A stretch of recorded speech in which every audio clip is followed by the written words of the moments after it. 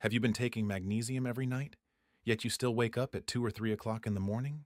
Do your legs cramp just as you're finally falling asleep? Does your jaw feel tight when you wake up? Have you ever been told your blood tests look completely normal, but deep down you know something still isn't right?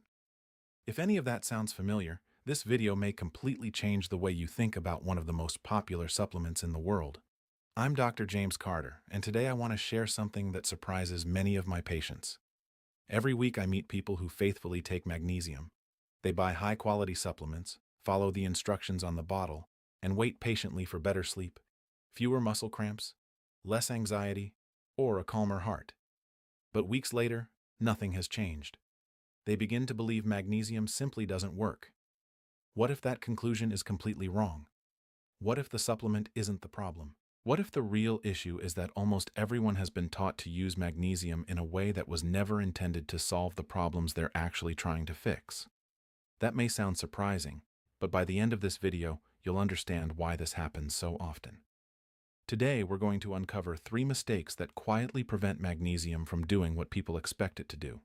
The first mistake is believing that the amount printed on the supplement label is automatically the amount your body needs. The second mistake is choosing a form of magnesium that your body struggles to absorb. And the third mistake is misunderstanding why your symptoms developed in the first place. Because when you don't understand the cause, it's almost impossible to choose the right solution. We'll also answer one question that confuses many people. How can someone experience symptoms commonly linked with low magnesium while every blood test appears perfectly normal? The answer isn't as straightforward as you might think. If you've been living with restless nights, muscle tightness, heart palpitations, persistent stress, or unexplained fatigue, I encourage you to stay with me until the end. This isn't about finding a miracle supplement. It's about understanding how your body actually uses magnesium, why your needs may have changed over the years, and how a few simple adjustments may make a meaningful difference. Most importantly, if you're over 60, some of the advice you've been hearing for years may no longer apply to the body you have today. Let's begin with the biggest misunderstanding of all: the number printed on the back of nearly every magnesium bottle. That number has led millions of people to expect results it was never designed to deliver. When people start taking magnesium, they usually do exactly what they've always been taught to do. They turn the bottle over, read the directions carefully, and take the recommended serving every day. That seems perfectly reasonable. After all, why would a supplement company print instructions that aren't enough? The answer begins with understanding what those numbers actually represent. Many people assume the recommended daily amount is the ideal amount for improving sleep, calming the nervous system, easing muscle cramps, or reducing anxiety. In reality, those numbers were never created for those purposes. They're intended to provide enough of a nutrient for the average healthy person to avoid developing a deficiency, not necessarily to address symptoms or support recovery from an existing problem. That's a very important distinction. Imagine you're filling a car with just enough fuel to reach the next gas station. Technically, the car has enough gas to keep moving, but you certainly wouldn't plan a long road trip that way. Your body works in a similar fashion. The recommended intake is often designed to help prevent deficiency in generally healthy adults. It isn't automatically the amount that every individual needs under every circumstance. As we grow older, our bodies change.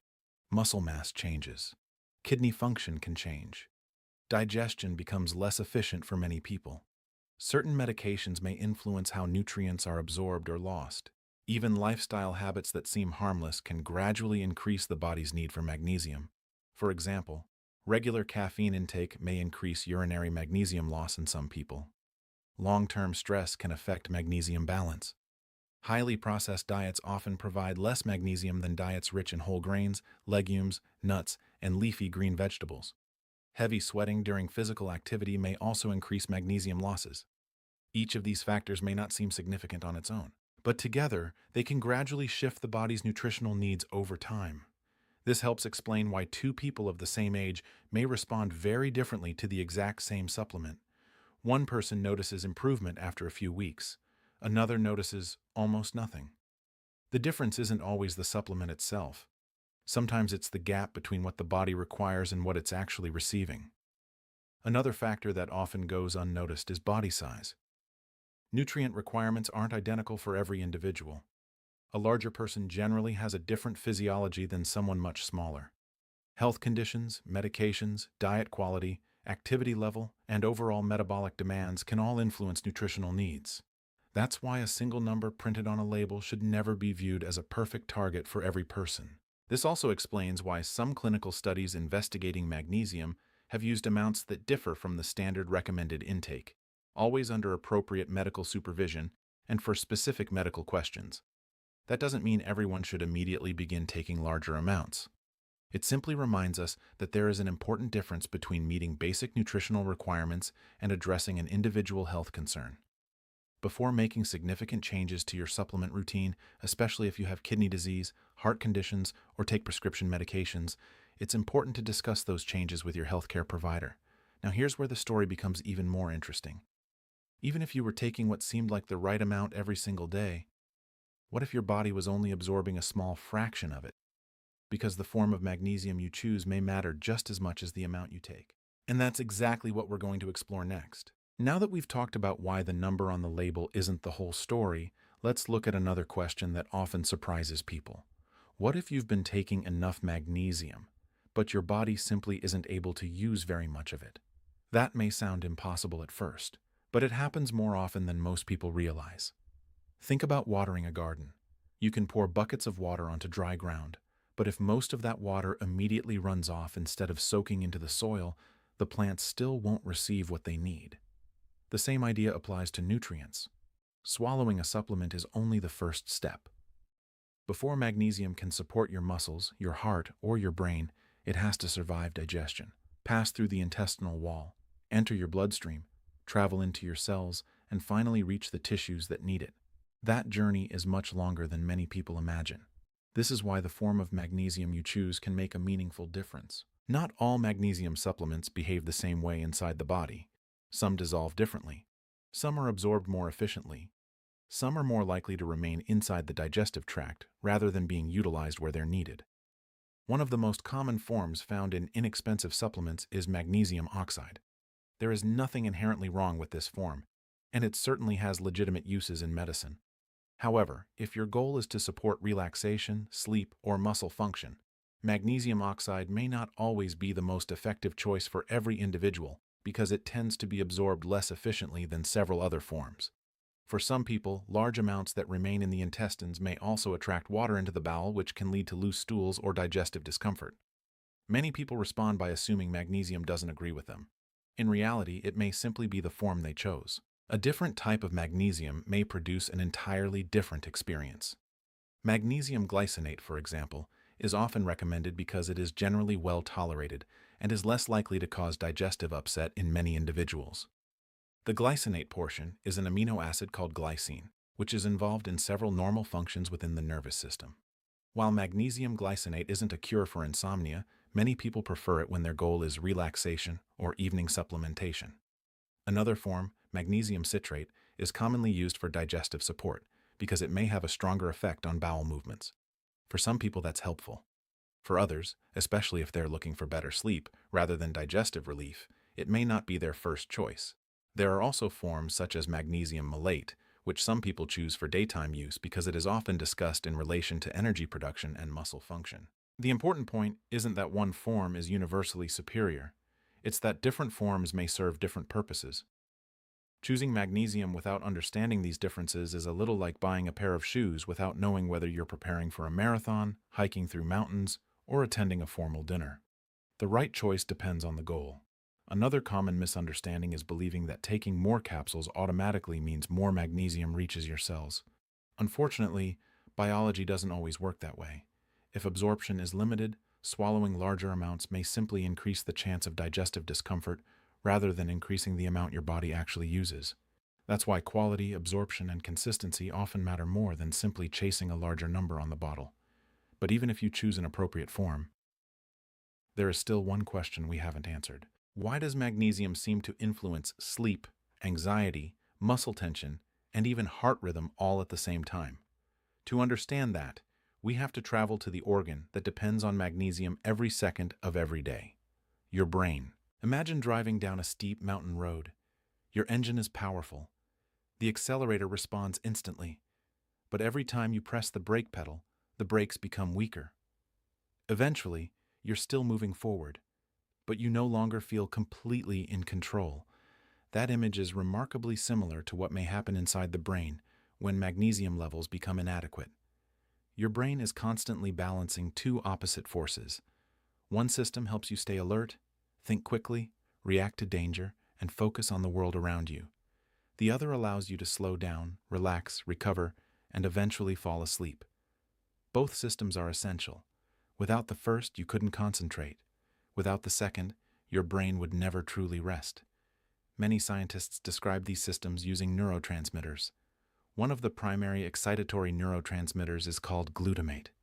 Think of glutamate as the brain's accelerator. It helps nerve cells communicate rapidly whenever you're solving a problem, driving through traffic, learning something new, or responding to an emergency.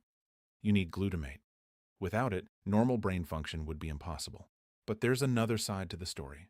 Once the day is over, your brain also needs to slow down. That's where calming signals become important.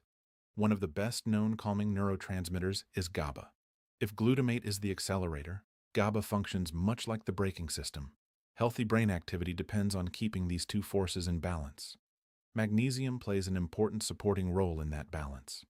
Rather than acting like an on and off switch by itself, magnesium helps regulate normal nerve signaling so brain cells don't remain overly active when it's time to rest. When magnesium intake or magnesium status isn't adequate, some people may become more vulnerable to symptoms associated with an overactive nervous system. Instead of gradually settling down in the evening, their minds continue racing, their muscles remain tense, their bodies feel exhausted, yet their brains seem unwilling to fall asleep. Have you ever climbed into bed, feeling completely worn out, only to find yourself replaying conversations from years ago? Planning tomorrow's schedule? Thinking about problems that don't even exist yet? That experience can be incredibly frustrating. Many people immediately assume they're simply under too much stress. Stress certainly plays an important role. But sometimes the nervous system itself has difficulty transitioning from an alert state into a restful one. This may help explain why some individuals experience muscle twitches just as they're drifting off to sleep. Others develop tight shoulders, jaw clenching, nighttime teeth grinding, restless legs, or sudden calf cramps in the middle of the night. Some notice occasional sensations of a racing heartbeat that deserve medical evaluation, while others describe feeling mentally alert long after their body is physically exhausted. These symptoms can have many possible causes, and magnesium isn't the answer for every person. However, when magnesium status is one contributing factor, improving intake may help support normal nerve and muscle function over time. One of the reasons sleep becomes more challenging with age is that the body's ability to maintain internal balance gradually changes. Recovery may take longer. Stress may affect us more deeply. Certain medications become more common. Dietary habits evolve. All of these factors may influence the body's magnesium needs. This is why many older adults tell me something interesting. They don't necessarily struggle to fall asleep. Instead, they wake up at 1, 2, or 3 o'clock in the morning. And once they're awake, their mind suddenly feels completely alert. If that sounds familiar, you're not alone. But before we assume magnesium is the entire explanation, we need to separate two conditions that often look almost identical. One is driven primarily by chronic stress. The other may be influenced by inadequate magnesium status. Understanding the difference can completely change how you approach the problem. Let's look at how to tell them apart. At this point, you may be wondering something very important. If many of the symptoms we've discussed can happen for different reasons, how can you tell whether stress is the biggest problem, or whether low magnesium status may also be playing a role? The truth is, there isn't a single symptom that gives us the answer. The human body is far more complex than that. Instead, I encourage my patients to look for patterns rather than isolated signs. Let's start with chronic stress. When you're under constant emotional pressure, your body produces more stress hormones to help you stay alert and respond to challenges. This response is completely normal. The problem begins when stress doesn't go away. Days turn into weeks. Weeks become months. Eventually, your body may begin acting as though every day is an emergency. People living with chronic stress often describe feeling constantly on edge. Their shoulders stay tight. Their breathing becomes shallow. Their patience becomes shorter. They may gain weight around the abdomen, experience higher blood pressure, or notice that their blood sugar becomes more difficult to manage. Sleep also changes. Instead of feeling refreshed in the morning, they wake up already feeling tired. Now, compare that with another group of people. These individuals are exhausted. They genuinely want to sleep. They climb into bed feeling physically drained. But the moment their head touches the pillow, their mind comes alive. Thoughts begin racing. Their legs feel restless. A muscle suddenly twitches. Their jaw tightens. Sometimes they even wake up in the middle of the night with calf cramps or the uncomfortable sensation that they simply cannot relax. These symptoms can have many different medical causes, but when magnesium status is one contributing factor, they often reflect a nervous system that has difficulty settling into a restful state. The interesting part is that these two situations frequently overlap. Chronic stress may influence magnesium balance over time. At the same time, inadequate magnesium intake may make it more difficult for the nervous system to cope with stress. It's a cycle. Stress can increase the body's demand for magnesium. Lower magnesium availability may reduce the body's ability to maintain normal nerve and muscle function. Poor sleep may increase stress even further. Then the cycle repeats. Night after night, week after week. Many people spend years trying to break this cycle by focusing on only one piece of the puzzle. They try meditation, they eliminate caffeine, they purchase expensive mattresses, they experiment with herbal teas. Some of those changes may certainly help, but if the body is lacking important nutrients needed for normal physiological function, lifestyle changes alone may not always provide the improvement they're hoping for. That doesn't mean magnesium is a cure. Far from it. Good sleep is influenced by many factors, including physical activity, mental health, medications, chronic illness, sleep habits, and overall nutrition. But magnesium is one piece that is often overlooked. And sometimes paying attention to that single piece allows the rest of the picture to become much clearer. This brings us to another question that surprises many people. If magnesium is so important, why do so many people receive normal blood test results? The answer has everything to do with where magnesium actually lives inside the body. One of the most common comments I hear from patients sounds something like this. Dr. Carter, my doctor checked my magnesium, and everything came back normal. That's an understandable conclusion. After all, if the laboratory says your magnesium level is within the normal range, it seems reasonable to assume your body has plenty of it. But here's where things become a little more complicated. Only a very small percentage of the body's total magnesium circulates in the bloodstream at any given moment. The overwhelming majority is stored elsewhere. Much of it is found inside cells, where it supports hundreds of biochemical reactions every single day. It's also stored in bones and other tissues that serve as important reservoirs. Your body works incredibly hard to keep blood magnesium within a relatively stable range because many vital processes depend on it. If blood levels begin to fall, the body may temporarily draw magnesium from its stored reserves to help maintain that balance. In other words, a normal blood magnesium level doesn't always tell us how much magnesium is available throughout the rest of the body. That doesn't mean blood tests are useless. They remain valuable for many clinical situations. However, they are only one piece of a much larger picture. This is one reason healthcare professionals consider symptoms, medical history, medications, diet, kidney function, and other laboratory findings together, rather than relying on a single number. Another reason magnesium deficiency may become more common over time has nothing to do with the human body itself. It has to do with how modern life has changed. Many people eat fewer vegetables than previous generations. Meals are often built around highly processed foods that naturally contain less magnesium than whole foods. Nuts, seeds, beans, leafy greens, and whole grains, some of the richest dietary sources of magnesium, are often replaced with packaged snacks and convenience foods. Then there is caffeine. Many older adults enjoy several cups of coffee each day. Others drink tea throughout the afternoon. Coffee can absolutely be part of a healthy lifestyle for many people, but regular caffeine intake may increase magnesium losses in some individuals, especially when combined with a diet already low in magnesium-rich foods. Physical activity is another important consideration. Exercise is one of the best things you can do for healthy aging. It strengthens muscles, supports heart health, improves insulin sensitivity, and helps maintain independence. But exercise also increases the body's demand for energy, and every time your cells produce energy, magnesium plays an important supporting role. As activity levels increase, nutritional needs may also change. Certain medications can also influence magnesium balance. Some acid-reducing medications, diuretics, and other prescription drugs have been associated with lower magnesium levels in certain individuals. This doesn't mean anyone should stop taking prescribed medications. It simply highlights the importance of discussing ongoing symptoms with a healthcare professional who understands your complete medical history. When you combine aging, dietary habits, chronic stress, certain medications, and years of accumulated lifestyle factors, it's easier to understand why so many adults over 60 begin experiencing symptoms that may be influenced by magnesium status. Fortunately, there are practical steps you can take. You don't need a cabinet full of expensive supplements. You don't need complicated routines. What you need is a thoughtful plan based on good nutrition, realistic expectations, and choosing the right strategy for your individual situation. In the final part of this video, I'll share the practical approach I often recommend to patients who want to support healthy magnesium intake, improve their evening routine, and give their bodies the best opportunity to rest and recover naturally.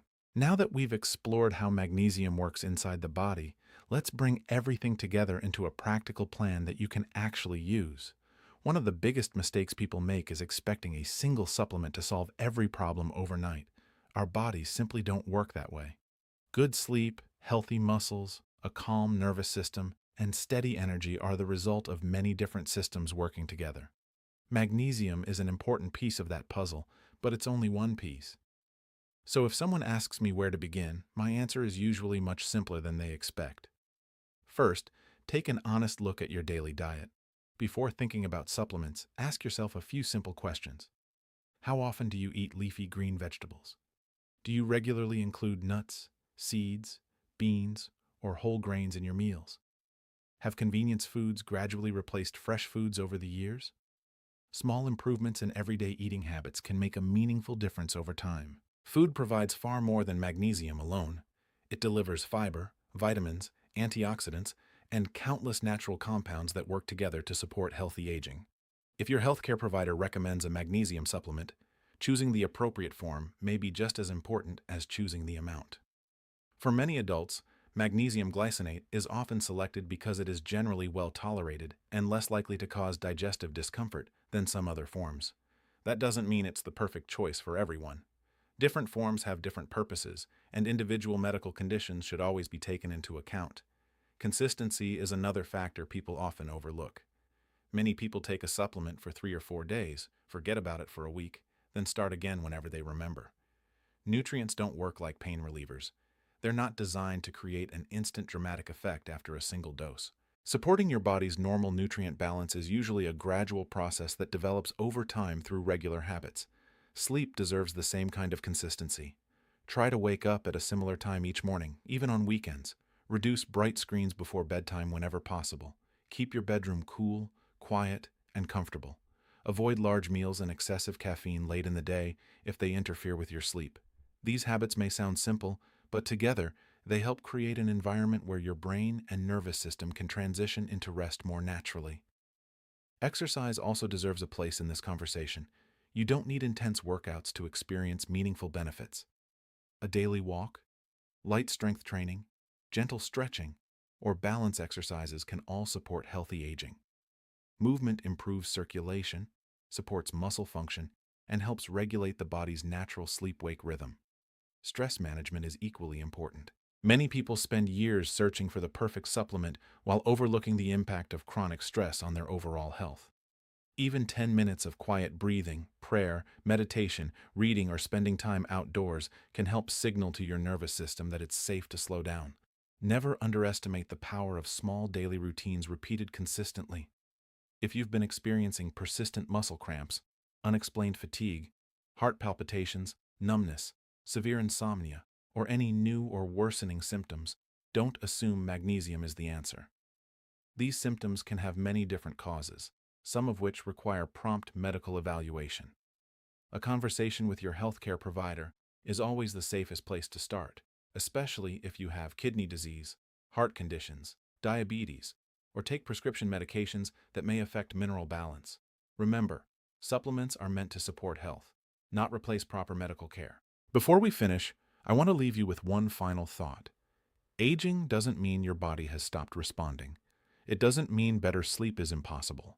It doesn't mean feeling calm, energetic, and physically capable is out of reach. Very often, it means your body is asking for a different kind of support than it needed 20 or 30 years ago. The good news is that many of those changes begin with understanding how your body works rather than chasing quick fixes. Knowledge gives you better choices. Better choices create better habits. And better habits, repeated consistently over time, have the power to improve the way you feel every single day. Thank you for spending this time with me today. If you found this discussion helpful, I'd love to know what stood out to you the most. Have you ever noticed changes in your sleep, muscle comfort, or energy after improving your magnesium intake or making healthier lifestyle changes? Share your experience in the comments below. Your story may encourage someone else who has been struggling with the very same challenges. And if you'd like more evidence-informed health information designed specifically for adults over 60, be sure to subscribe and join me in the next video. Until then, take good care of yourself, stay curious, and remember that healthy aging isn't about finding one miracle solution. It's about making small, informed decisions that help your body perform at its very best one day at a time.